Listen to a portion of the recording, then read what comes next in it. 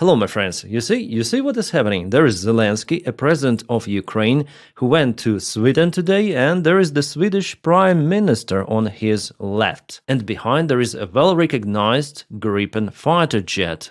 Awesome, fantastic airplane, especially the newest modification, which is called JAS 39 Gripen version E. So this E modification is the newest one. The fighter jet is made by Saab company, and Ukraine is willing to get around 150 of those units. From 100 till 150, it's the initial information we have obtained from this meeting. So blue and yellow help blue and yellow, and you might say it's the fantastic news.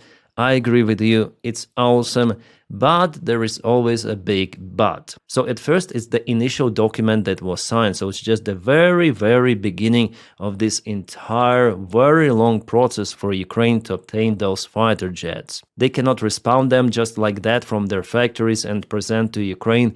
It is physically not possible. Yeah, by the way, we have those pictures tweeted by the Sweden embassy in Ukraine, kind of the funny meme pictures. Everything is awesome around those news, except that Ukraine will have to wait years and years even for the first delay of the first airplane. While Zelensky was more optimistic about Gripens, he stated that maybe Ukraine might obtain those the next year, but again it is not possible, and the Swedish Prime Minister confirmed that. He stated that Ukraine might obtain the first aircraft from this contract not earlier than in 3 years. 3 freaking years. And you know, I tend to trust the Swedish Prime Minister because he knows his own country production capabilities. So it's absolutely not the immediate support of Ukrainian military, Ukrainian aviation. Yes, Ukraine needs fighter jets as well as lots of the other systems. And who knows what it could be in 3 years then Ukraine start to obtain those airplanes. Yeah, for now the situation on the front lines is mostly standstill with just minor fluctuations. Yeah, Russia has initiative mostly, but they do not move that fast as they used to. So there could be still the military confrontation in Ukraine, Russia-Ukrainian war, and I expect it to continue. That's why, yeah, after all, this contract is good for Ukraine. But again, just for you to understand, it is not decisive for Ukraine right now and even in a middle range perspective. Gripen is very effective. So it's in Swedish Air Force, Brazilian Air Force, South Africa and Hungary. You see that number built is 300 of the airplanes. Quite a lot, but they want to produce way more, and the Ukrainian contract will be the biggest one, potentially. The good thing about this aircraft that it is more modern compared to F-16. Well, Ukraine actually has some of the advanced modifications of F-16, some of them, not all. But Gripen's Eco modification is after all better, more modern. It's very versatile, multi-purpose jet, but the price of it is quite high. Well, it's still lower than F-16. For the used one, I think it's 40 up to 50 million, but for the new one, roughly 150 million. So the total price of this contract just for the airplanes is roughly $22.5 billion. And here we just speak about the iron, not the training of the personnel, maintenance, pilots, weapons, and so on. So in perspective, it could be 30 billion or even more if we count everything. And as you understand, for now, this price list is unrealistic. And Sweden just cannot give those airplanes, produce and give them to Ukraine, unfortunately. We live in this modern-day capitalismus, I think, after all, luckily. And for every sort of the job, for every sort of the production, there should be a payment. And can Ukraine pay $30 billion? Of course not. Maybe Ukraine, in the best case scenario, could purchase a couple of the aircraft of the type, not more. So of course this deal was agreed with our investors in Europe, who also take care about their defense. They understand that Ukraine is the only actual military force which is capable to hold Russian aggression. That's why in perspective, especially when we speak about many years of this contract, I don't think that there will be some of the obstacles for Ukraine to obtain funds for Gripens. And Sweden also partially will invest in that as the part of NATO and European Union. But again, I wouldn't be too much optimistic. This deal should have been done in 2022 for it to work right now. For the pilot training, it will not take that much time then to produce that number of the airplanes for Ukraine. And Ukraine absolutely needs the big number of the planes. You see, Ukraine already has F-16s, but the number is not enough to operate on the front lines, so they're just used as the anti-drone, anti-missile warfare behind the front lines, shooting many of the Russian Shahed drones and Ha-22 missiles. By the way, the last night there was also the massive Russian strike on Ukraine. I'm gonna speak about it in the next video. This video I want to dedicate for aviation topic, especially Gripen, those breaking news we have, and I want to speak about it because it's my field. Yeah, I used to be pilot, so I know something about it, even though I'm not a military guy, but I like to speak about aviation. So nowadays, for example, against the Russian Sukhoi 35, you cannot put F-16. That's why Ukraine needs absolutely bigger number of those ancient airplanes, yeah, compared to the modern day produced planes. Even though those F-16s were modernized, but the top has already been reached, you cannot jump over it. The Russian fighter jets are way better, whether we like it or not, but the modern day jets, Sukhoi 35 and even Sukhoi 30 MS, they're much better. So to conquer them, Ukraine absolutely needs swarm of those F-16s to operate from multiple of the directions, to have this competition on the front lines, and there we may speak about some certain possible advantage.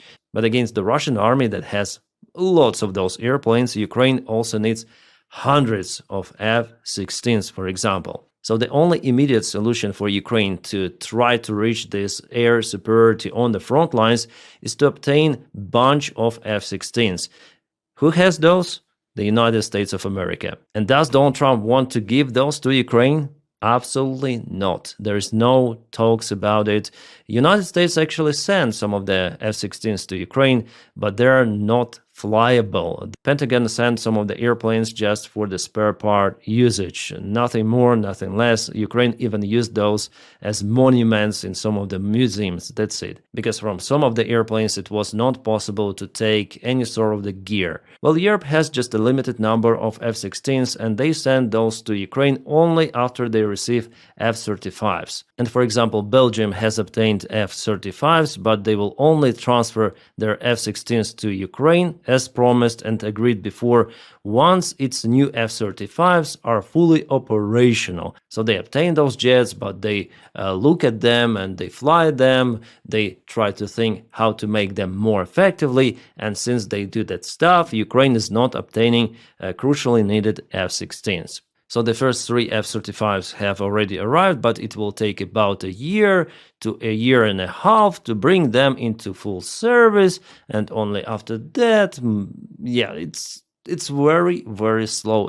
I don't know, the reaction is just pathetic, and it seems like those bureaucrats, they think they can put the situation on hold. No, in Ukraine, everything might change. Now, it's slowed down on the front lines, but maybe Russia may come out with some new ideas of how to break through Ukrainian defense. And maybe in this case, Ukraine wouldn't need those F-16s any longer. Yeah, it's like impossible scenario, you may say, but I'm just stating that Ukraine needs support right now.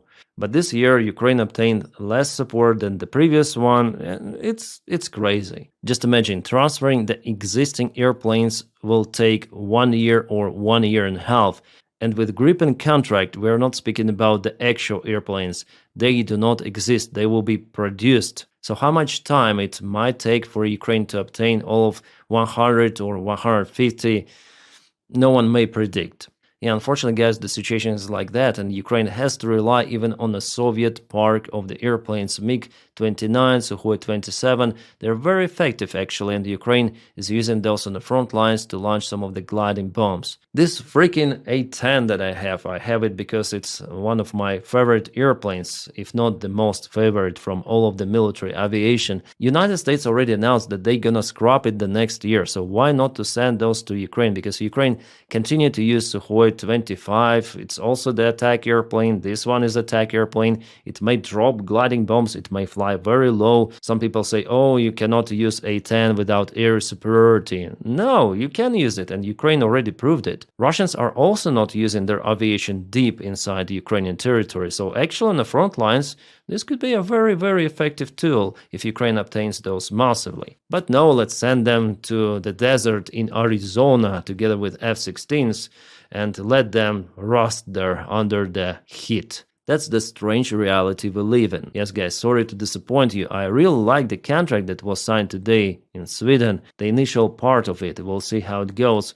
But in general, the situation with military support for Ukraine, it's not good. Not good at all. Ukraine should obtain those fighter jets like F-35, the best of the best, to conquer Russian army.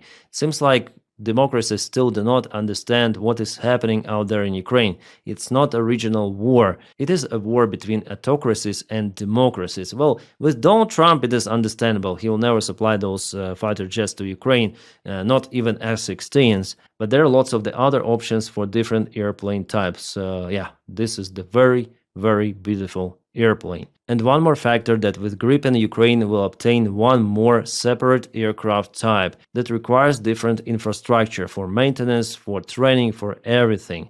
In Ukraine, it's already Soviet aircraft, F-16, Mirage 2000, will be Gripen, yeah? As it happens with the ground forces in Ukraine, there is no any sort of the unification. We fight with what we obtain.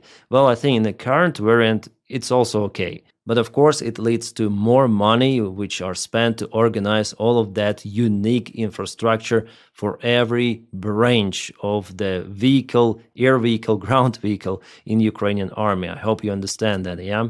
Yes, the war itself is very, very expensive thing, but in case of Ukraine, it could be even more expensive. Well, I hope that this deal will work as fast as possible, and they'll start to produce those fantastic airplanes just right now, day one. Come on. Sweden, we believe in you. Thank you so, so much for your kind support of Ukraine. This could be really a breakthrough if we speak about the Ukrainian aviation. Fantastic, magical airplane, capable really to achieve the air superiority even against the Russian fleet if you have many of those. And my friends, stand by for my next video. I'm gonna update you in a few hours. We have some awesome news coming from the front lines. Ukraine is on counterattack, was capable to liberate one more very important settlement.